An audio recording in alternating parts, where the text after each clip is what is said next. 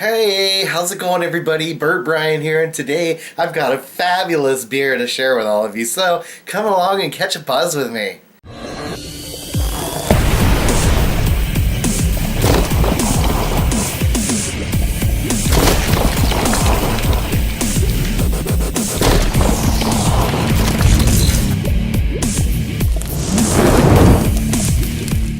The beer I'm looking at today is very flamboyant, hence the fabulous intro to this video. And the one we're going to be looking at is called Sparkle Berry from Bell's Brewery.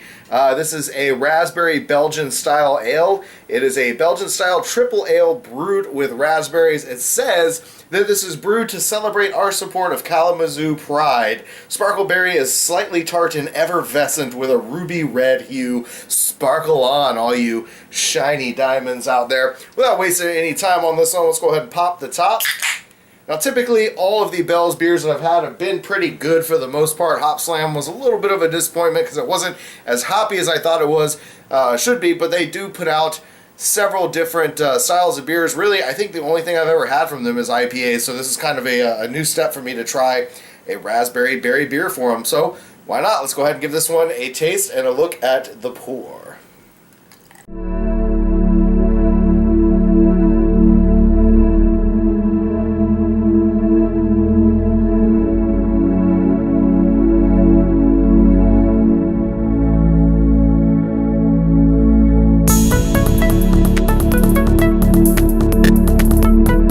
Well, they are not kidding. It is definitely a very ruby red color to it. It is slightly transparent though, so I can tell that it is rather filtered. Maybe there's just a slight haze to it, but definitely rather filtered beer. There is a good bit of effervescence going on in there. I will say that the head is already quickly diminishing. It started out as about a two-finger head, but we're already getting down to one, and it looks like it's probably not going to last very much longer. As far as the aroma goes, I don't know, I'm not really picking up much of a raspberry aroma off of this. I'm really getting just more of like a sparkling wine or champagne kind of aroma.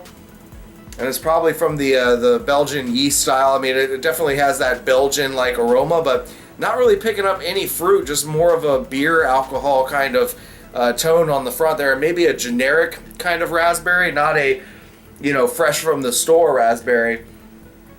It's, it smells okay. And look at that, the head is already almost all the way gone. So let me go ahead and give this thing a taste before going any further with this. Cheers.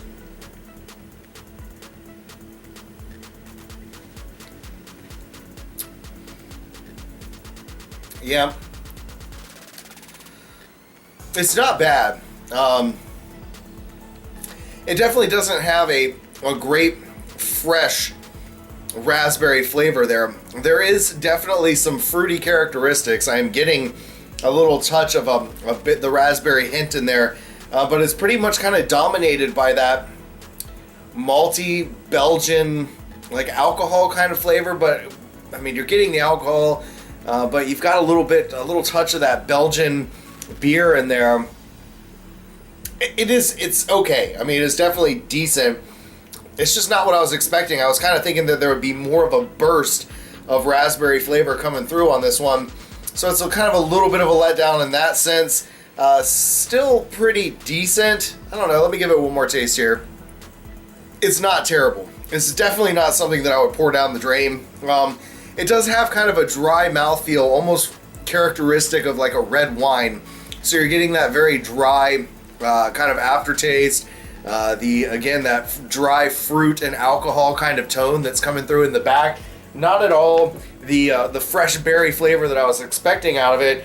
As far as, I don't even know if okay, so it is 9%. So you're definitely getting a nice bit of alcohol in there, hence the alcohol tone. So I guess I could understand that. I just feel like with how much they neutered the Hop Slam beer in a sense by putting with the use of honey and stuff to really cut down on the bitters and the hoppy flavor of recent Hop Slam beers or Hop Slam varieties. I would think that maybe they could kind of cover up that alcohol tone a little bit better. It's really not bad. It is a tasty beer that I could enjoy. I just don't see myself having more than one of these, to be honest. And it's not something that I'm going to eagerly go out and find either. So in that regards, I would have to rate this one a 4 out of 10 on my scale, because it's not something, again, that I'm actively going to seek out, and I can't really recommend that you go out and try it either. I think if maybe you're out and about and somebody offers you one, sure, be adventurous, give it a try.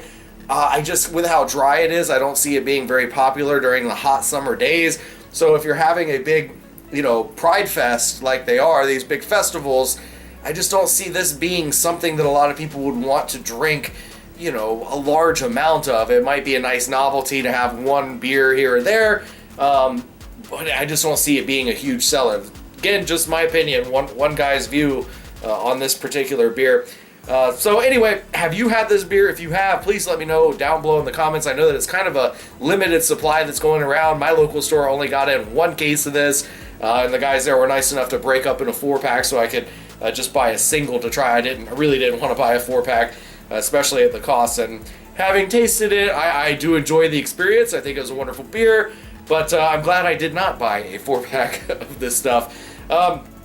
Anyway, again, I hope you enjoyed the video. If you did, be sure to give it a big thumbs up. If you're new to this channel, subscribe so you don't miss out on any future contents. Hey, just a note for you guys, if you want to see my videos when I post them, click that little bell icon next to the subscribe box, and you'll get notifications every time I put out a new video, which I'm hoping to be a little bit more often. It's going to be less sporadic. I don't want to put out just 1 video a month. I want to try to at least get 1 video a week, if not, maybe 2 or 3. I don't know. I gotta try to be a little bit more adventurous and put out some more content.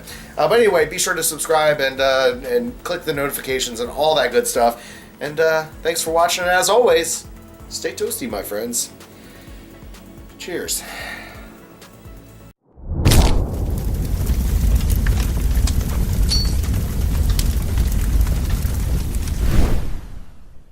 I don't know. The more I drink it, I just don't like it. Oh well.